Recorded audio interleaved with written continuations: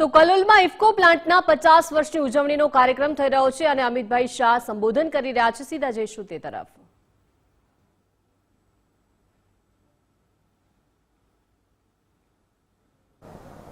सहकारी मंत्री श्री जगदीशभाई विश्वकर्मा, राज्यसभा सांसद श्री मयंकभाई नायक,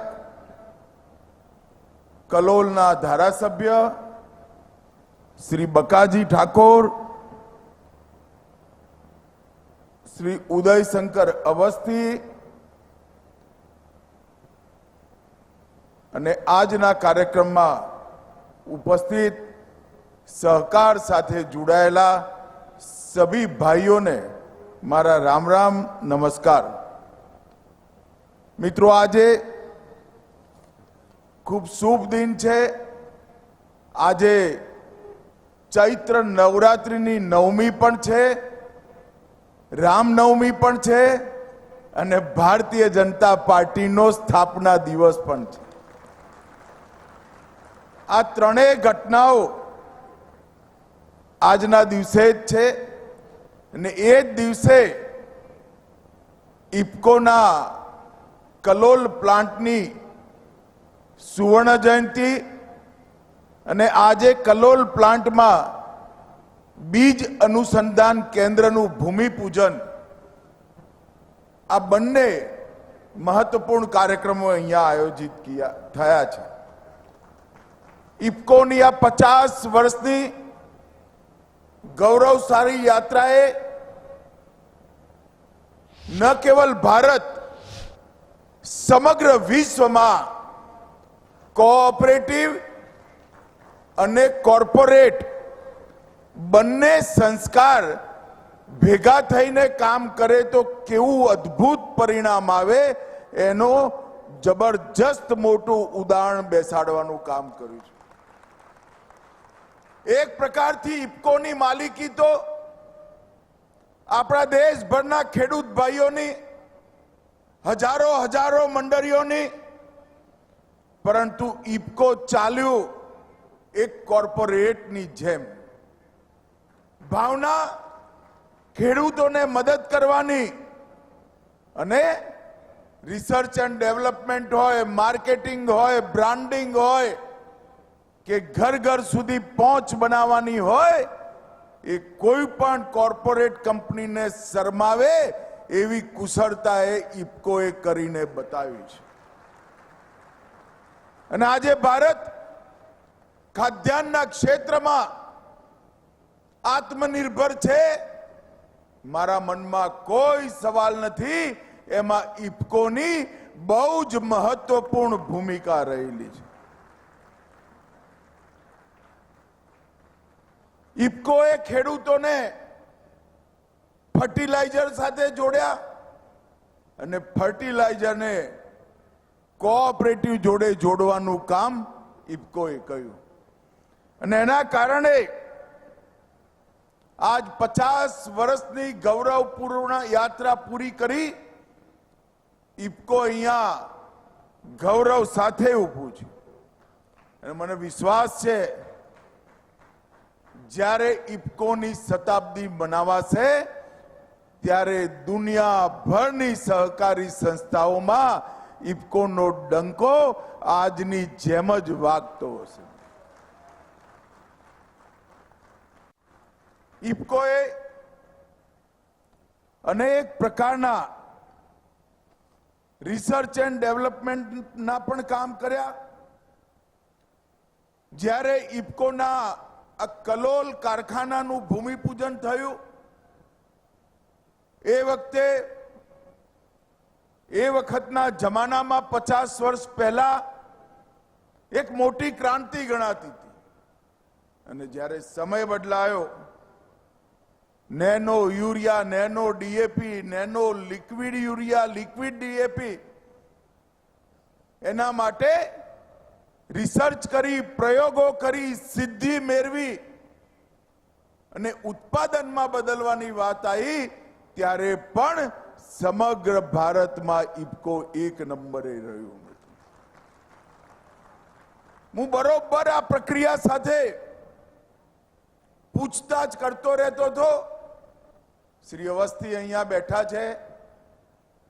અવસ્થીજીની દૂરંદેશી અને સાતત્યપૂર્ણ ફોલોઅપના કારણે આજે ઇફકો નેનો યુરિયા અને ઇફકો નેનો ડીએપી સમગ્ર વિશ્વની અંદર ભારતના કોઓપરેટિવ ક્ષેત્રની ધાક પહોંચાડવાનું કામ કર્યું છે. અને ઇફકોના નેનો યુરિયા અને નેનો ડીએપી આજે વિશ્વભરમાં પહોંચતા થયા છે. ઇફકોએ ક્ષમતા પણ વધારી, ઇફકોએ ખેડૂતના ખેતર સુધી રીચ પણ વધારી, પહોંચ પણ વધારી અને ઇફકોએ R&D કરી આધુનિકતાને લેબોરેટરીની અંદર જે પ્રયોગો થતા હતા એને લેન્ડ સુધી, ખેતરની જમીન સુધી પહોંચાડવાનું કામ ઇફકોએ કર્યું છે. અને આજે અહીંયા બીજ અનુસંધાન કેન્દ્રની સ્થાપના થઈ. મિત્રો, નરેન્દ્ર મોદીજીએ સમાજ જીવનના દરેક ક્ષેત્રની અંદર નવી શરૂઆતો કરી. આપણે સૌ કોઓપરેટિવ સાથે જોડાયેલા કાર્યકર્તાઓ છે. 75 વર્ષથી સહકારિતા મંત્રાલય સ્વતંત્ર બનવું જોઈએ. દેશની આવડી મોટી કોઓપરેટિવ મૂવમેન્ટ ન ધણિયાતી પડી હતી.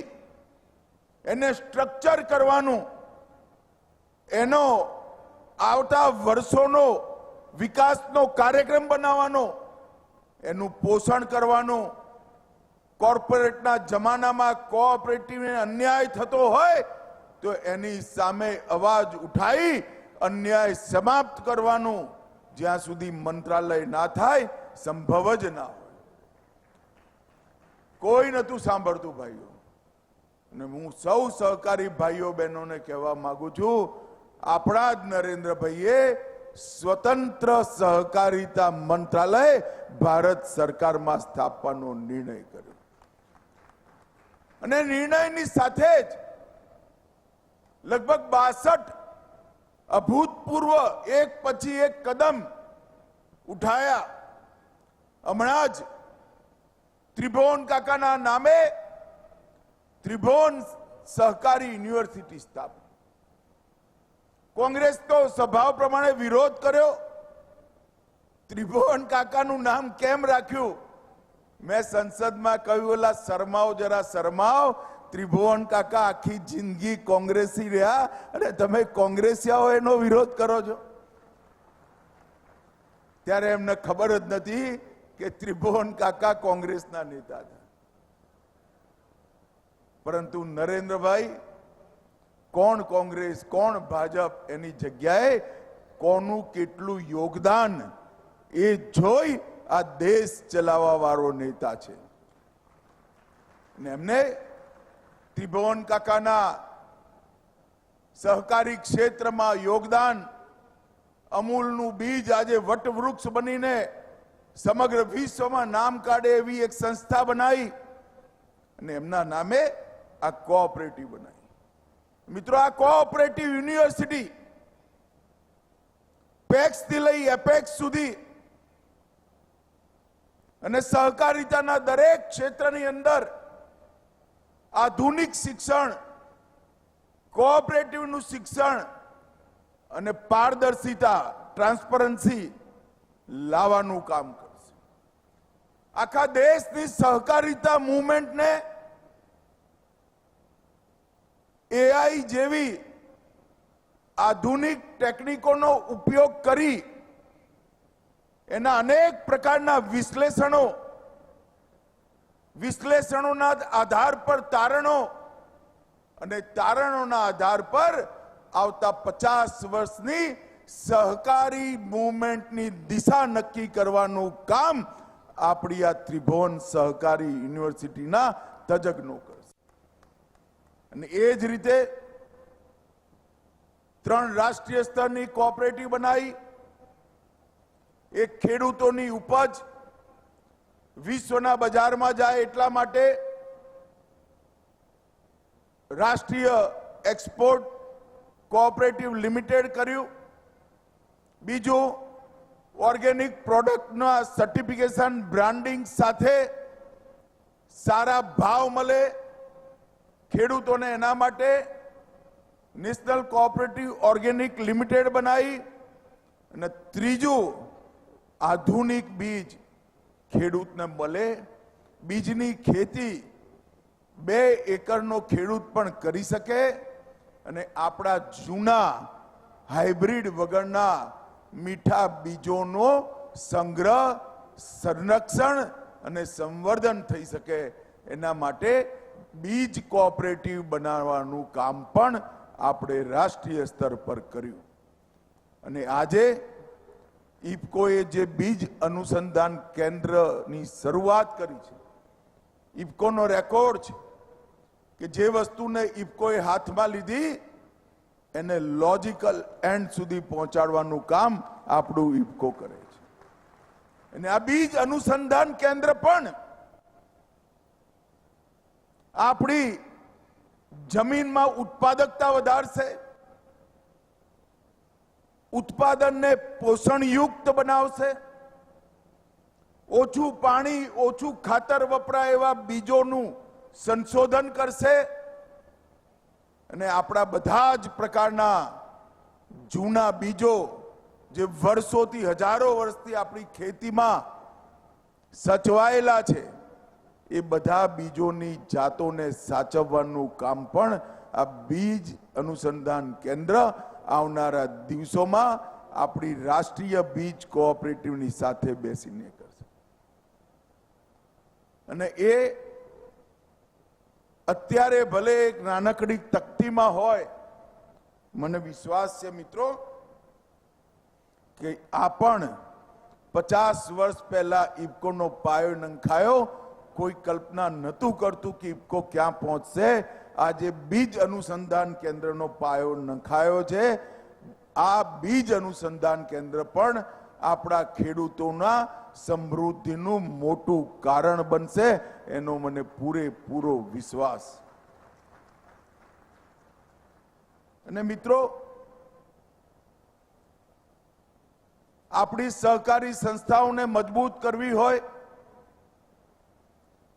તો પ્રાથમિક સહકારી મંડળીઓ, પ્રાથમિક સહકારી ડેરીઓને મજબૂત કરવી પડે.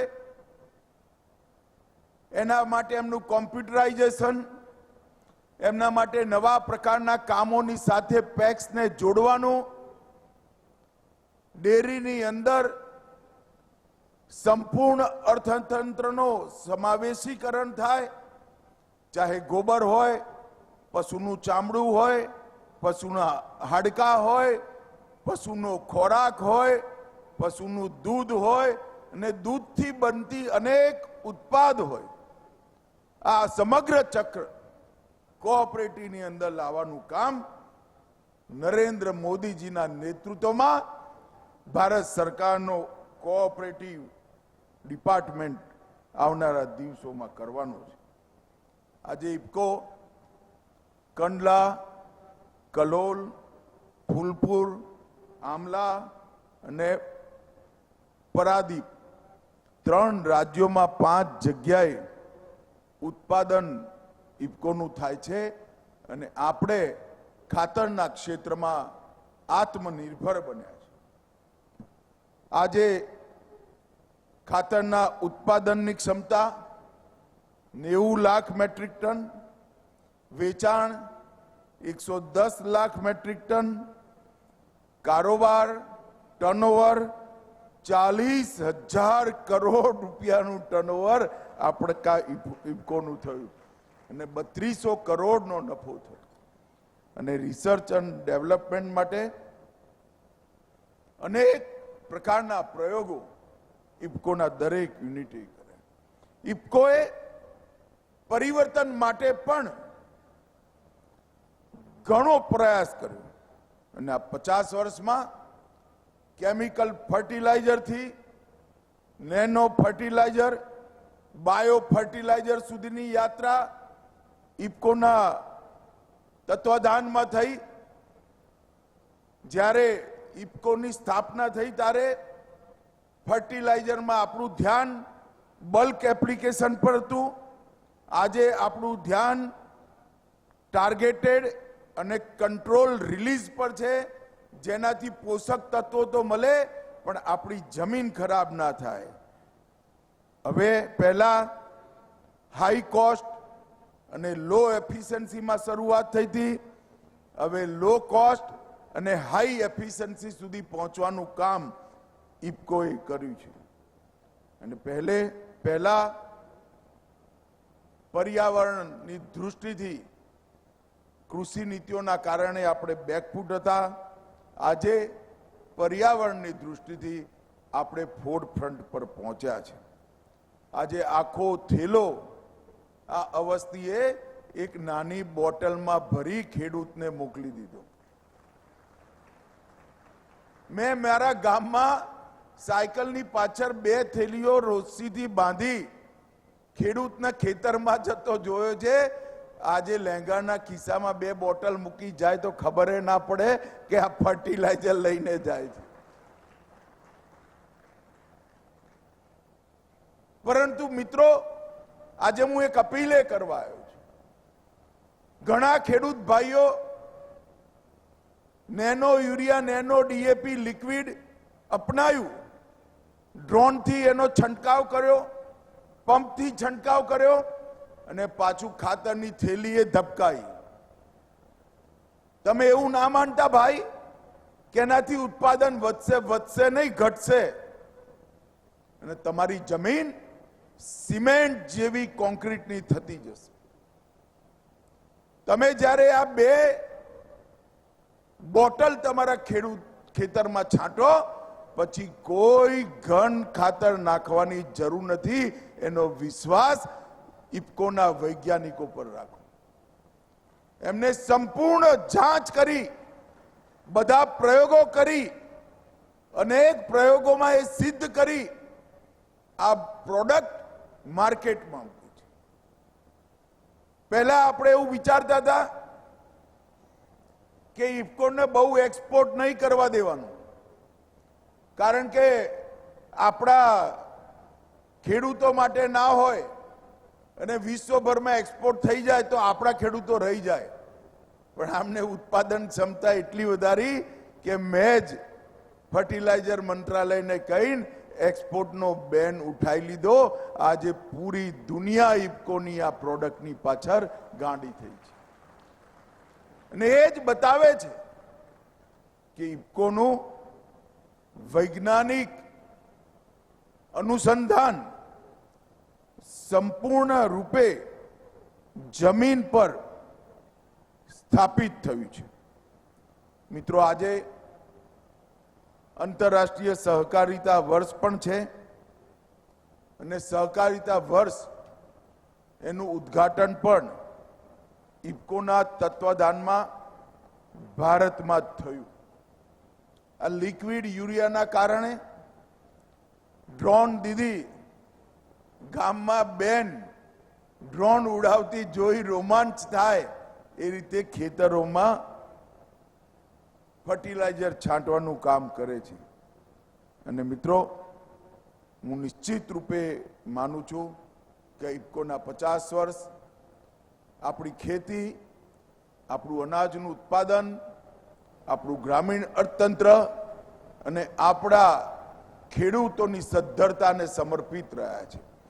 આવનારા 50 વર્ષ આ બધા ઉદ્દેશો જેમના તેમ રાખી આપણી ખેતીને આધુનિક બનાવી, આપણી ખેતીને સૌથી વધુ ઉત્પાદક બનાવી, આપણી ખેતી માટેની જમીનનું સંરક્ષણ કરવું અને દેશના પર્યાવરણનો બચાવ કરવો, એનું સંરક્ષણ કરવું.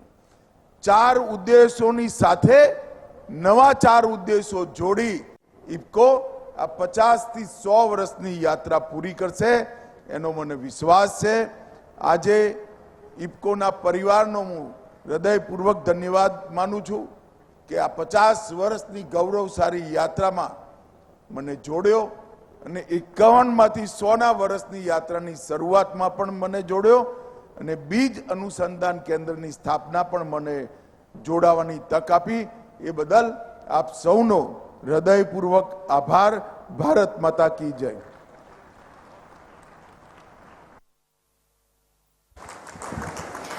बहुत बहुत धन्यवाद.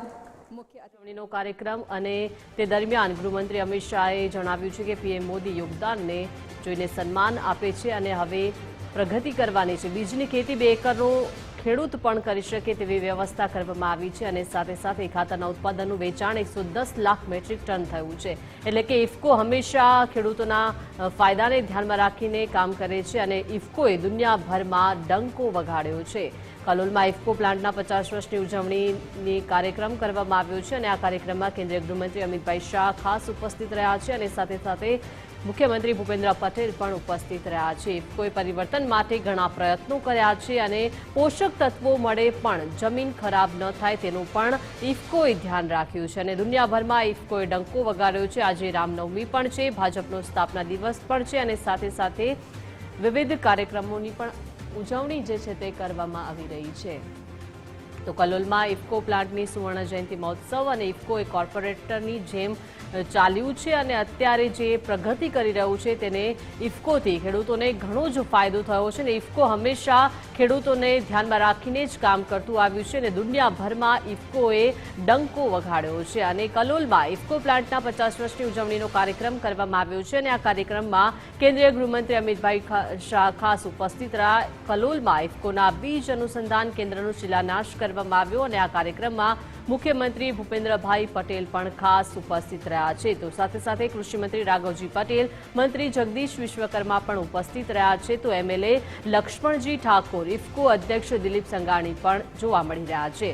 ત્યારે ઇફકોએ હંમેશા ખેડૂતોના ફાયદાને ધ્યાનમાં રાખીને કામ કર્યું છે અને અમિતભાઈ શાહે આ દરમિયાન નિવેદનો આપ્યા છે. તેમણે જણાવ્યું છે કે આખરે પીએમ મોદી આ મંત્રાલય સ્થાપવાનો નિર્ણય કર્યો છે અને ઇફકોએ હંમેશા ખેડૂતોને ધ્યાનમાં રાખીને કામ કર્યું છે. હવે સહકારી ક્ષેત્રે પ્રગતિ વધી ગઈ છે તેવી વાત પણ અમિતભાઈ શાહે કરી છે.